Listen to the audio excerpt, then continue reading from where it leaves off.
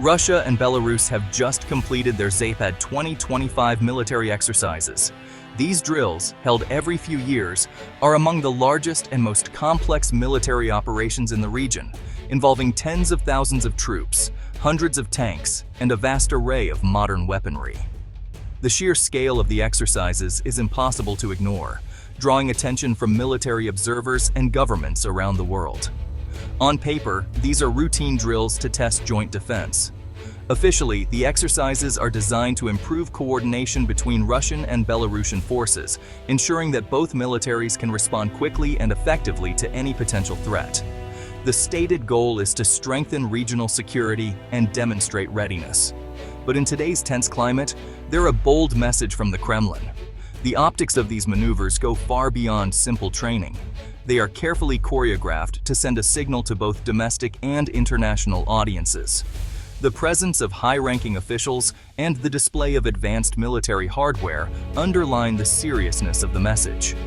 With Russia's war in Ukraine ongoing and relations with the West at rock bottom, every move is under the microscope.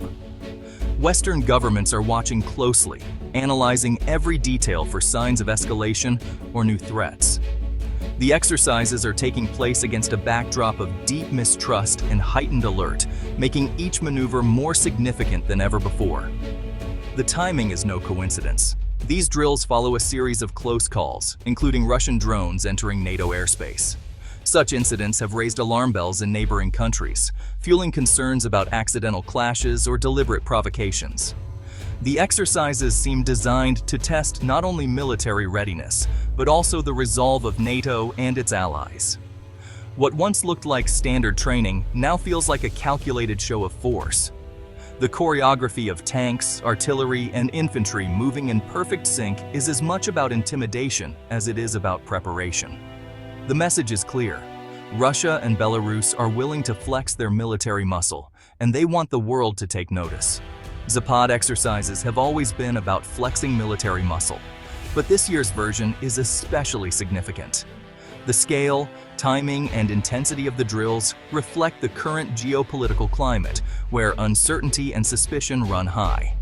This year, the exercises are not just about defense, they are about deterrence, signaling that any challenge will be met with overwhelming force. The message, Russia and Belarus are united and ready for any scenario, despite the strain of war. Their leaders have repeatedly emphasized their commitment to mutual defense, presenting a united front to the world. This partnership is meant to reassure their own populations while warning potential adversaries that any aggression will be met with a coordinated response. It's a reminder that Moscow can still project power and keep its alliances strong. Even as Russia faces economic sanctions and military challenges, it is determined to show that its influence in the region remains undiminished. The display of advanced weaponry and coordinated maneuvers is meant to reinforce Moscow's image as a formidable military power. For analysts, Zapad is a window into the priorities and capabilities of both militaries. Every aspect of the exercises is scrutinized for clues about new tactics, emerging technologies, and shifts in strategy. The drills offer valuable insights into how Russia and Belarus might respond to real-world crises and what their future military operations could look like. While Russia and Belarus claim the drills are defensive, their neighbors aren't convinced. Countries along NATO's eastern flank see the exercises as a potential threat, prompting them to increase their own military readiness. The atmosphere is one of suspicion and vigilance, with border patrols and surveillance intensified across the region. In Eastern Europe, exercises of this scale are never just about training.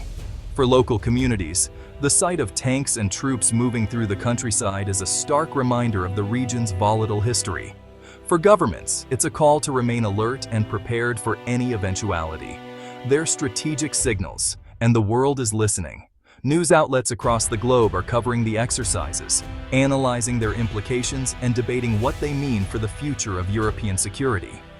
The drills have become a focal point for international discussion and concern. The stakes are higher than ever. With tensions running high and the risk of miscalculation growing, every decision made on the training ground could have far-reaching consequences. Soldiers and commanders alike are operating under intense pressure, knowing that their actions are being watched by the world. Every maneuver is part of a larger, dangerous game. In this high-stakes environment, military exercises are more than just practice. They are a form of communication, a test of resolve, and a warning that the balance of power in Europe is anything but settled. Pinning down the true size of Zapad 2025 is tricky. Official numbers are rarely released, and when they are, they're often shrouded in ambiguity or outright misinformation. Military analysts and intelligence agencies spend months trying to piece together the real figures, relying on satellite images, intercepted communications, and on-the-ground reports. Estimates for troop involvement range wildly, from as few as 7,000 to as many as 100,000 soldiers. The same goes for tanks, armored vehicles, and artillery pieces. Some sources claim a scaled-back force, while others warn of hidden reserves and last-minute reinforcements. The likely reality? Fewer soldiers than in previous years, reflecting the toll of the Ukraine war on Russia's military. Many units have been depleted, and equipment shows signs of heavy use and wear. Yet, the Russian military is determined to project strength, even if the numbers are lower. Still, even a scaled-down Zapad is a massive operation by any standard. The sheer logistics of moving thousands of troops, hundreds of vehicles, and coordinating across vast distances is a feat in itself. The drills covered everything from ground combat to simulated nuclear strikes. Soldiers practiced urban warfare, anti-aircraft defense, and rapid mobilization scenarios, preparing for a wide range of possible conflicts. Exercises spanned dozens of sites in Russia and Belarus, plus maneuvers over the Barents Sea. This geographic spread demonstrates the ability to operate in multiple theaters at once, from dense forests to open plains and icy waters.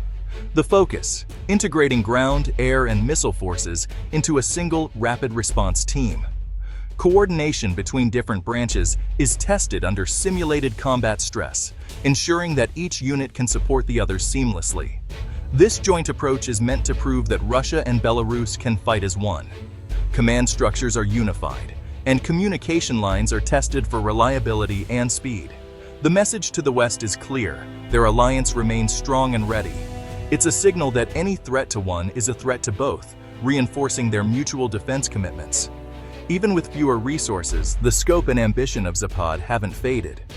The exercises are as much about psychological warfare as military readiness, designed to keep adversaries uncertain and off balance. It's a show of unity and deterrence, meant to reassure domestic audiences and warn foreign observers alike. And it keeps NATO guessing about what might come next, forcing them to prepare for every possibility, no matter how remote. Russia's Air Force took center stage at Zapad 2025. Nuclear-capable bombers and MiG-31 escorts flew high-profile missions, simulating missile launches. Cruise missiles were fired over the Barents Sea, watched closely by Belarusian officials. Iskander-M missile systems were moved into Kaliningrad, sending a pointed warning to NATO. On the ground, troops faced realistic, chaotic battle scenarios. No more scripted drills. The goal: test rapid coordination and readiness for high-intensity warfare. This wasn't just about showing off hardware. It was about proving that Russian and Belarusian forces can operate seamlessly together. The result: a powerful, integrated deterrent aimed squarely at the West. NATO's eastern members watched Zapad with deep suspicion. Memories of past drills before Russia's Ukraine invasion made these exercises feel ominous.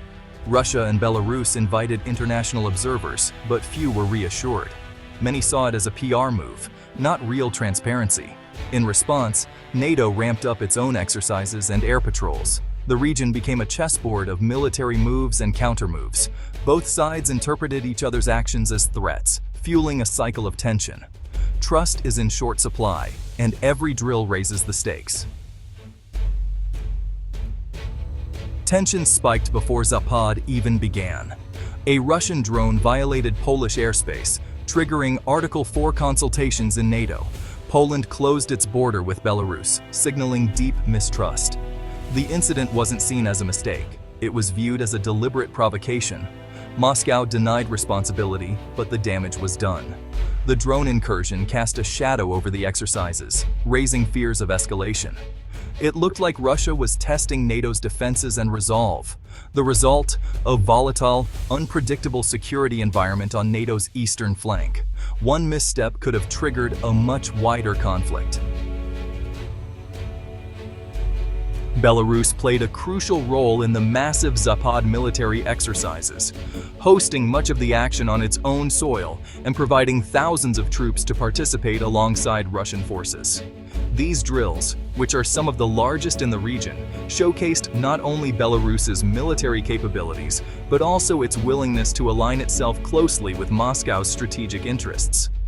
The alliance between Belarus and Russia runs deep, so deep in fact that Belarus agreed to host Russian tactical nuclear weapons on its territory, a move that has raised alarm across Europe and signaled just how intertwined the two countries have become, both militarily and politically. Yet despite this close partnership, there are subtle but significant hints of caution coming from Minsk.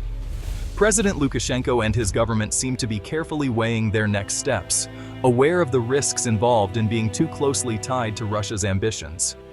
Reports have emerged suggesting that Belarus quietly warned its neighbors about incoming Russian drones, a move that could be interpreted as an attempt to avoid escalation and maintain some degree of regional stability, even as it cooperates with Moscow. In another unexpected gesture, the Belarusian government has released some political prisoners, a step that many observers see as an effort to soften its international image and perhaps open the door to dialogue with the West. These actions may be signals that Belarus is seeking to ease its isolation and keep diplomatic channels open, especially with European countries that have been critical of its domestic policies. Belarus walks a tightrope, remaining loyal to Moscow and participating in joint military activities, yet always mindful of the dangers of being drawn too deeply into Russia's conflicts.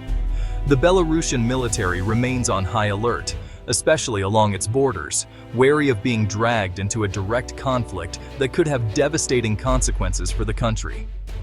Belarus's position is far more complex than it might appear at first glance. Geographically and politically, it sits at a crossroads between Russia and Europe, making every decision fraught with risk and consequence.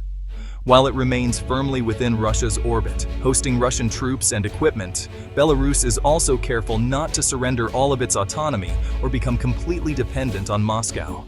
In the end, Belarus is hedging its bets. It's a partner to Russia, but not a puppet, constantly maneuvering to protect its own interests, maintain its sovereignty, and keep its options open in an increasingly tense and unpredictable region. Zapad 2025 was more than a drill. It was a display of deepening Russia-Belarus military integration. The exercises forced NATO to rethink its strategies along the eastern border. Every move is now seen through a lens of suspicion, fueling a dangerous cycle of escalation. The drills hardened divisions and reinforced mistrust between Russia and the West. With communication channels eroding, the risk of miscalculation grows. Both sides are adjusting their military postures in response. The fallout from Zapad will shape European security for years. The new standoff is here to stay. Zapad unfolded as diplomacy stalled and hopes for peace faded. Failed talks between world leaders left the Ukraine war unresolved. Russia's drills signaled a readiness for long-term confrontation, not compromise. Moscow insists the exercises were defensive, dismissing Western concerns as propaganda. The lack of trust is now the biggest obstacle to peace.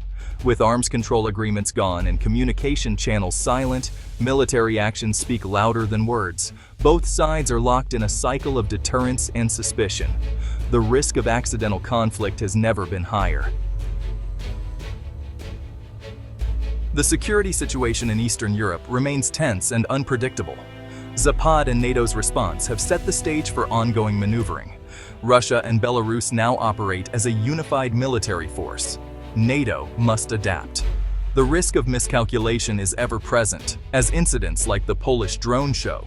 A single error could spiral into direct conflict. The world is watching, aware that the stakes are global. Renewed communication and crisis management are urgently needed. Zapad was more than a drill. It deepened divisions and raised the stakes. The hope: avoid catastrophe. The fear: one misstep could change everything.